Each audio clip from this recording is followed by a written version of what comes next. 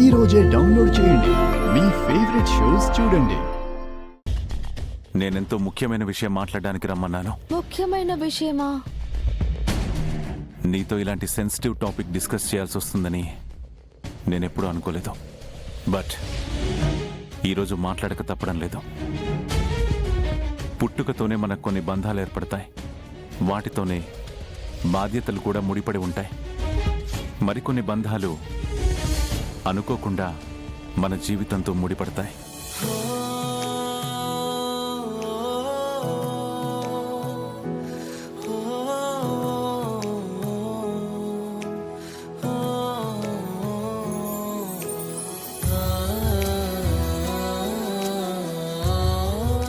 నా అనుకునే బంధాల కంటే కూడా మనం లోకం అనుకునే బంధాల పట్ల మనకి బాధ్యత ఎక్కువగా ఉంటుంది. సార్ దేని గురించి మాట్లాడుతున్నారు? నాకేదే అర్థం కావట్లేదే. కొన్నిసార్లు ఆ బంధాలకి దూరం అయ్యే పరిస్థితులు వస్తాయి. అప్పుడు ఆ బాధ్యతలను ఎవరు నిర్వర్తిస్తారనే బాధ మనల్ని ఎక్కువగా వెంటాడుతుంది. బంధాలంటున్నారు, బాధ్యతలంటున్నారు. అసలు సార్ ఏం చెప్తున్నారు? నేను తోడుగా ఉన్న ప్రతి క్షణం కంటికి రెప్పలా చూసుకుంటాను.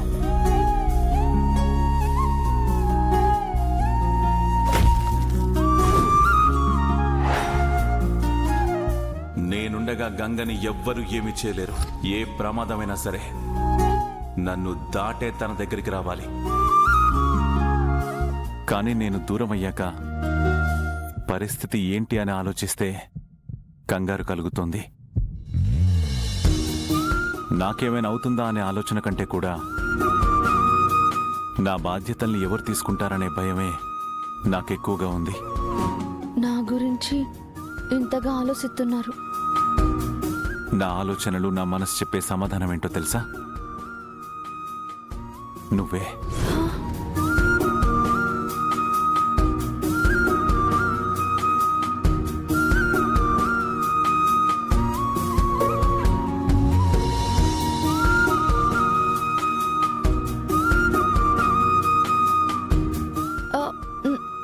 నానా?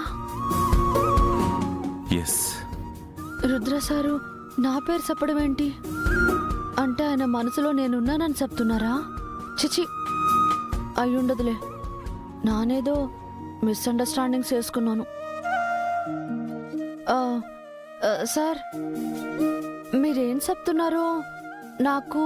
నేను చెప్పేది పూర్తిగా విను. నేను ఇదంతా నీకెందుకు చెప్తున్నానంటే, నాకు సంబంధించిన ఒక ముఖ్యమైన బాధ్యతని నీకు అప్పగించాలనుకుంటున్నాను కాబట్టి. నాకా? అవును. దానికి కూడా ఒక కారణం ఉంది. నువ్వు ఈ ఇంటికి వచ్చినప్పటి నుంచి నిన్ను గమనిస్తున్నా. నువ్వు ఏదైనా చేయాలనుకుంటే దాన్ని ఎంతో నిబద్ధతతో ప్రయత్నిస్తావు. ఆ పనిని బాధ్యతగా ఫీల్ అవుతావు. అది ఎంత కష్టమైనా సరే నువ్వు చేయగలననే కాన్ఫిడెన్స్తో ఉంటావు. ఈ క్వాలిటీసే నువ్వు ఆ బాధ్యతని నిర్వర్తించగలవనే నమ్మకాన్ని కలిగించింది. ఇది కళా నిజమా? సో నేను అప్పగించే బాధ్యతని నువ్వు తీసుకుంటావా? హా సార్, మీరేం చెప్తే నేను అదే చేస్తాను. మీరు ఎలా అంటే అలా. కానీ సార్, నానొకటి అడగచ్చా? మీరు ఇందాకటి నుంచి బంధం అంటున్నారు, బాధ్యత అంటున్నారు. మీరు పక్కనే ఉండి కాపాడుకుంటాను అన్నారు. ఆ మనిషి ఎవరు? ఆ బంధం ఏంటి సార్? అంటే చిన్న డీటెయిలింగ్ కోసం అడిగాను అంతే సార్. వాళ్ళెవరు, ఎలా ఉంటారు, ఏం చేస్తారు, ఎందుకు మీరు ఇంత ఇంట్రెస్టింగ్ చూపిస్తున్నారు, అది తెలుసుకోవాలని అడిగాను సార్. మీకు చెప్పాలనిపిస్తేనే చెప్పండి. చెప్పడం కాదు, రేపే నేను తీసుకెళ్లి చూపిస్తాను. ఆ బాధ్యత నీకు అప్పగిస్తాను. సరే సార్. ఇక నువ్వు వెళ్ళొచ్చు. అలాగే సార్.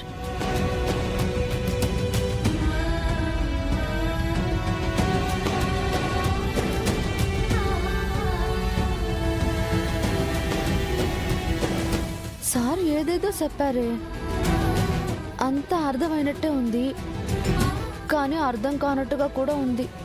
ఇంతకీ సార్ ఎవరి గురించి చెప్పినట్టు?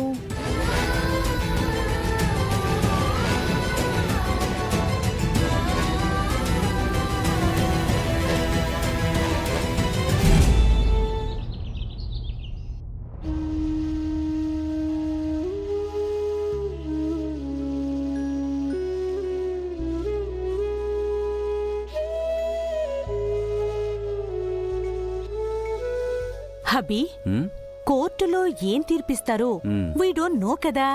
మరి ఇప్పట్నుంచి వైసాడ్ ఫీల్, అది కూడా వితౌట్ ఈటింగు. ఇంట్లో ఇలాంటి పరిస్థితి ఉన్నప్పుడు మనుషులు ఎవ్వరికి ఆకలేదు. కావాలంటే నువ్వు తిను. భాను అన్నయ్య దూరం అయ్యాడనే బాధతో మనమెవరూ డైజెస్ట్ చేసుకోలేకపోతున్నాం.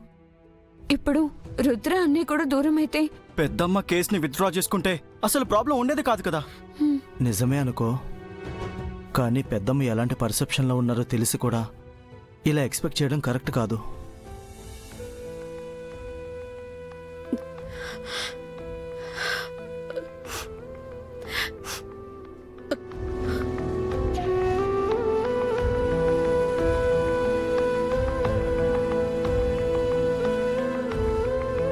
పెద్దోరు, మీరు టిఫిన్ కూడా చేయలేదు. కనీసం ఈ టీ అయినా తాగండి.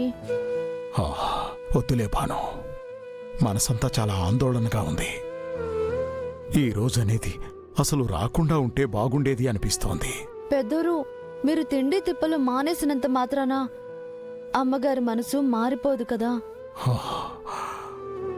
మంచి వాళ్ళకి ఆ దేవుడెప్పుడు అన్యాయం చెయ్యడు. అయినా మీరే ఇట్టా దిగులు పడితే రుద్ర సార్కి ఎవరు ధైర్యం చెప్తారు?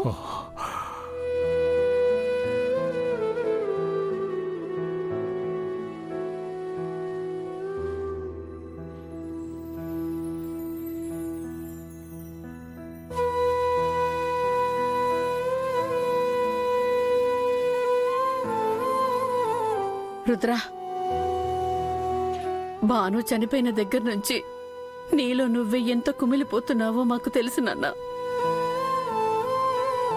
మా అందరికీ కూడా ఆ బాధ ఉంది, కానీ కళ్ళ ముందు నువ్వు కనిపిస్తున్నావన్న ధైర్యంతోనే మేం బతికేస్తున్నాం. కానీ ఇప్పుడు నువ్వు కూడా దూరం అయ్యే పరిస్థితి వస్తే ఈ కుటుంబ పరిస్థితి ఏం కావాలి? రుద్ర, రుద్రా, కోర్టుకి ఇంకా టైం ఉంది కదా, అప్పుడే బయలుదేరావేంటి? కోర్టు తీర్పు కన్నా ముందు నేను నెరవేర్చాల్సిన బాధ్యత ఒకటి ఉంది పెదనాన్న.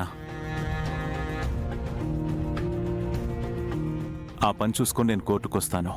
మీరు పెద్దమ్మని తీసుకుని బయలుదేరండి. ఎప్పటికీ మించిపోయింది లేదు. నేను చెప్పింది ఒకసారి ఆలోచించు.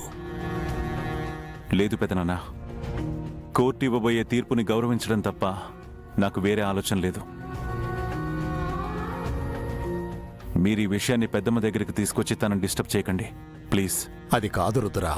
పెదనాన్న,